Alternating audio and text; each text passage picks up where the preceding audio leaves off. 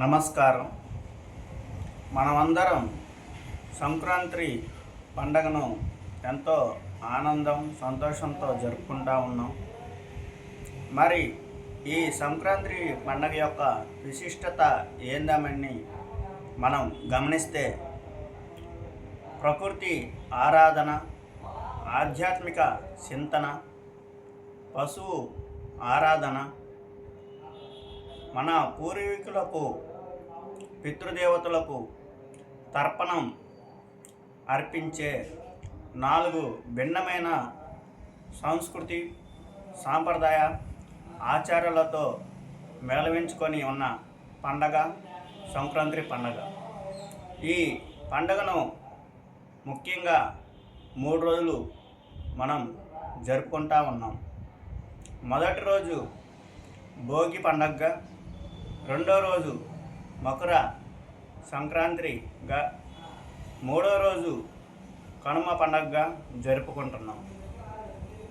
మొదటి రోజు భోగి పండగ ఎందుకు జరుపుకుంటున్నామంటే, ఈ పండగ సమయానికి ప్రతి ఇంటి యందు పంట ధాన్యాలతో భాగ్యంతో ప్రజలు సంతోషంగా ఉంటారు. దీనికి కారణమైన ప్రకృతి అంటే భూమి, నీరు, వాయువు, అగ్ని, ఆకాశం, ఈ పంచభూతాల సహకారంతో మానవాళి మనుగడకి అవసరమైన ఆహార ధాన్యాలను మనం పండించుకోగలుగుతున్నాము.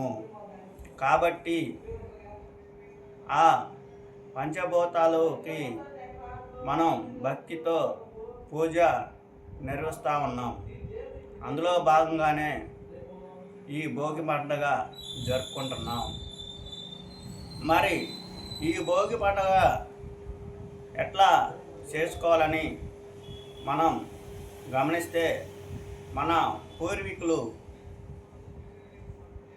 ఔషధ గుణాలు కలిగిన చెట్ల యొక్క దొంగలను సేకరించి, అదేవిధంగా పసుపు ఆకులను, చెరుకు గడలను, ఆవు పేడ పిడకలతో మనం ఈ భోగి మంటలను నిర్వహించుకొని, ఆవు నెయ్యితో, నువ్వుల నూనె సహకారంతో ఈ భోగి మంట వేయాలి.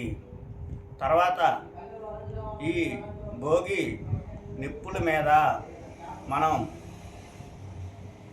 నీళ్ళు కాచుకొని, ఆ నీళ్ళను మనం ఆ కాచే నీళ్ళల్లో కొన్ని రేగు పండ్లను, పసుపును, తులసి ఆకులను వేసుకొని, ఆ కాసిన నీటితో స్నానం ఆచరించాలి అనే ఒక గొప్ప సంస్కృతిని మన పెద్దలు, పూర్వీకులు మనకి తెలియపరిచి ఉన్నారు.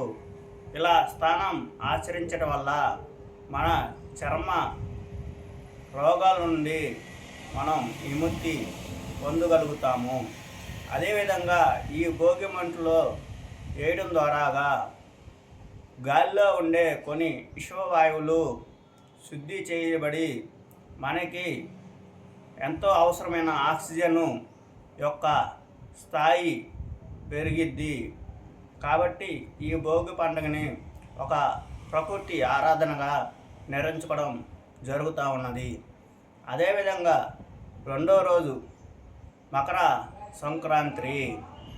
మకర సంక్రాంతి అంటే సూర్య భగవానుడు దక్షిణాయనం దిశ నుండి ఉత్తరాయణం దిశకు ప్రయాణించే సమయాన్ని మకర సంక్రాంతి అంటారు. ఈ మకర సంక్రాంతి గురించి వ్యాస మహర్షి శ్రీమద్ భాగవతం యందు ఎంతో విశిష్టత గురించి వివరించారు. ఈ మకర సంక్రాంతి రోజు మనం పూర్వీకులు పితృదేవతలకు తర్పణం సమర్పిస్తే వారి యొక్క ఆత్మలు పరమాత్మ యొక్క పాదాలు చెంతకు చేరుతాయని మనకి బోధించడం జరిగినది.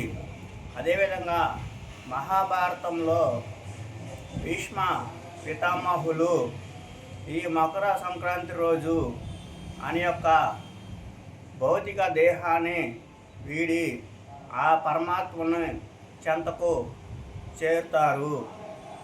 ఈ యొక్క మకర సంక్రాంతి రోజు ఎవరైతే వారి యొక్క పూర్వీకులకు కానీ పితృదేవతలు కానీ తర్పణం సమర్పిస్తే వారి యొక్క పూర్వీకులు పితృదేవతల యొక్క ఆత్మలు పరమాత్మ చెంతకు చేరుతాయని భీష్మ మహా వివరించారు. ఆ యవనంలో భాగంగా భీష్మ మహర్షి ఈ విధంగా మనకి భగవద్గీత యందు బోధిస్తారు. అగ్ని జ్యోతిరహ శుక్లాం షణ్మాసా ఉత్తరాయణం తత్ర ప్రయత గచ్చతాని తత్ర ప్రయత గచ్చాతిని బ్రహ్మవిదో జ్ఞాన అని మన భీష్మ మహర్షి పితామహులు మనకి బోధిస్తున్నారు. అంటే అగ్ని జ్యోతిరహ, అగ్ని సూర్యభగవానుడు, జ్యోతి వెలుగులతో, రహ పగటిపూట, శుక్లపక్షంలో, షణ్మాస 6 నెలలు, దక్షిణాయనం 6 నెలలు పయనిస్తారు, ఉత్తరాయణం కాలంలో 6 నెలలు ప్రయాణిస్తారు. ఈ కాలంలో ఎవరైతే తత్ర ప్రయాత్ అంటే ఆ సమయంలో ఆ సందర్భంలో ప్రయాత్ గచ్చతిని అంటే వాళ్ళ యొక్క భౌతిక దేహాన్ని ఎవరైతే చాలిస్తారో ఆ చాలించినప్పుడు ఎవరు చాలిస్తారు అంటే బ్రహ్మ విదో జ్ఞాన, బ్రహ్మం జ్ఞానం పొందిన వ్యక్తులు ఈ సమయంలో ఆ భౌతిక దేహాన్ని వదిలిగలగరు అని మన భీష్మ పితామహులు బోధిస్తారు. అదేవిధంగా ఈ పండగ రోజు భగవంతుడికి ఎంతో విశిష్టత భక్తిభావంతో మనం సేవించినట్లయితే ఆయన యొక్క జ్ఞానాన్ని కూడా మనం పొందుతాము అని భీష్మ పితామహులు మనకి తెలియపరుస్తూ ఉన్నారు. అదేవిధంగా కనుమ పండుగని మనం 3వ రోజు జరుపుకుంటూ ఉన్నాము.